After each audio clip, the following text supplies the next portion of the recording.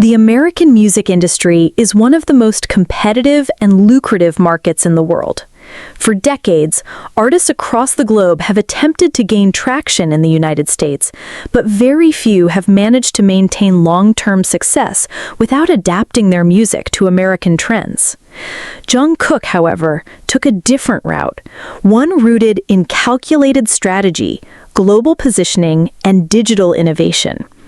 Rather than entering the U.S. music scene as a traditional newcomer or foreign act, Jungkook leveraged his global reputation as a launching point.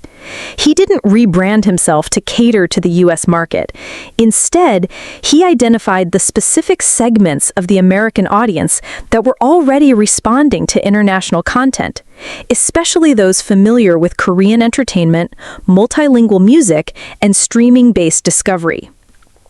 What made his entry into the American market distinctive was the absence of cultural dilution.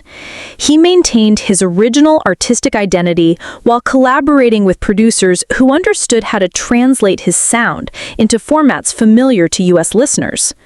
Unlike many international acts who rely on aggressive U.S. marketing campaigns or Americanization of their sound, Jungkook allowed his music to speak for itself. This strategy proved effective as the timing coincided with several key shifts in American listening behavior. The rise of global streaming platforms had normalized international content. TikTok and short-form content increased exposure to non-English songs. Younger listeners began prioritizing sound, mood, and performance over origin or language. Jungkook's team analyzed this transformation carefully. His first solo releases targeted global chart-agnostic platforms, focusing not on hitting mainstream U.S. radio immediately, but on organic digital growth. Social media engagement metrics, audience retention rates, and skip and replay ratios were used to fine-tune every release strategy. The success that followed was not accidental, it was data-informed and globally aligned. In addition, his label adopted a non-traditional promotional strategy. Instead of mass media appearances, Jungkook focused on platform-based engagement. Short interviews, creative challenges, and visual snippets allowed US-based users to interact with his music in their own environment, creating a decentralized promotional model that was more effective than traditional marketing. Importantly, Jungkook did not flood the market with content. Each release had a clearly defined identity and release window, often paired with minimal but calculated visual branding. This approach built anticipation, which helped him outperform even high-profile U.S. artists in terms of engagement metrics during rollout periods. The American music industry took notice not because of an aggressive push, but because of sustained organic performance. Music professionals, analysts, and A&Rs began studying the mechanics behind his rising U.S. popularity. He was outperforming domestic artists in multiple metrics, not because he followed their model, but because he introduced a more effective one. His team also focused on timing releases to coincide with global music consumption patterns, ensuring that the content was released during optimal listening windows across multiple regions. This contributed to higher positioning in US-based algorithmic playlists, which were crucial to exposure. One particularly strategic move was the localization of fan engagement without losing global inclusivity. Rather than establishing separate marketing branches per country, Jungkook's management developed a scalable digital ecosystem that felt local to every market. In the US, this translated into regionally optimized content distribution while preserving the artist's international brand consistency. Jungkook's language choice in his songs was also part of the broader strategy. While some tracks incorporated English lyrics, others remained largely in Korean. However, this language balance was deliberate, not for translation purposes, but for musical flow and vocal performance quality. American audiences, increasingly exposed to multilingual content, embraced this approach. Video production followed suit. Rather than tailoring visuals solely for Western tastes, the visuals were designed to reflect his artistic direction first. In doing so, they retained a uniqueness that distinguished him from his peers in the U.S. market. Behind the scenes, his label implemented a real-time performance analytics dashboard focused on US-based listeners. This dashboard tracked behavioral patterns across platforms like Spotify, YouTube, Instagram, and TikTok. By continuously refining campaigns based on actual listener behavior, the strategy evolved dynamically. In terms of partnerships, rather than immediately signing joint ventures with US labels, Jungkook's team retained a high degree of creative and operational control. This ensured that his content distribution, monetization, and intellectual property remained under centralized management, giving him flexibility across regions.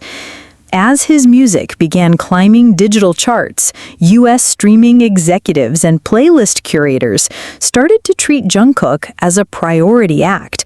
He wasn't an anomaly. They saw him as a data-driven performer with high retention and global scalability. His rise was not driven by hype, but by consistent numbers across platforms.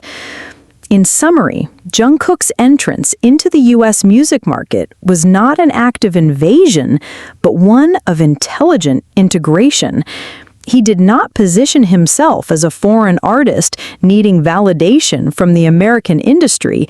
Instead, he approached it as a peer, a global artist with a proven system, challenging the outdated notion that dominance in the US requires cultural compromise or format conformity. This chapter in Jungkook's career would eventually be seen as a case study for music strategists, marketers, and A&R executives across the globe. The results spoke for themselves, and the industry was ready to listen. Jungkook's ascent in the American music industry has not only demonstrated musical prowess, but also disrupted the long-standing assumption that language and cultural barriers are significant obstacles to mainstream success. Historically, non-English-speaking artists have been advised to adapt their content linguistically and culturally for Western markets. Jungkook, however, chose an alternative route, one that centered on authenticity and performance rather than translation and conformity. His global influence, built over years with BTS, offered a foundation. However, solo expansion into the American mainstream market required a different strategy.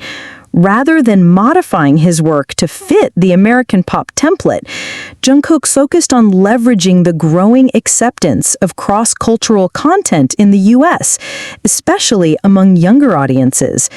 The shift in American music consumption habits played a major role.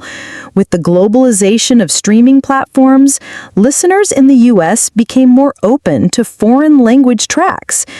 Playlists on services like Spotify, Apple Music, and YouTube Music began including songs from Korea, Japan, Latin America, and Africa. The U.S. listener, particularly in the 16 to 34 demographic, no longer required full lyrical comprehension to appreciate a song's quality. Jungkook's solo music did not rely on lyrical accessibility alone. His performance emphasized emotional tone, melodic structure, and sonic texture, features that transcend language. By focusing on sonic universality, his songs connected with listeners through rhythm, mood, and production style. Listeners often gravitated toward the overall listening experience rather than lyrical interpretation. Furthermore, rather than localizing all aspects of his artistry, Jungkook's team preserved key cultural elements. His music videos often included Korean aesthetics, design sensibilities, and choreography that reflected his roots. Yet these elements were not perceived as foreign. They were embraced as fresh and visually compelling. The visual language of music, much like the sound, proved universally resonant. Interviews and public appearances in the U.S. were also carefully calibrated. When appearing on major American platforms, Jungkook often used interpreters or spoke selectively in English while maintaining comfort in his primary language. This approach showcased respect for his audience while maintaining his cultural identity.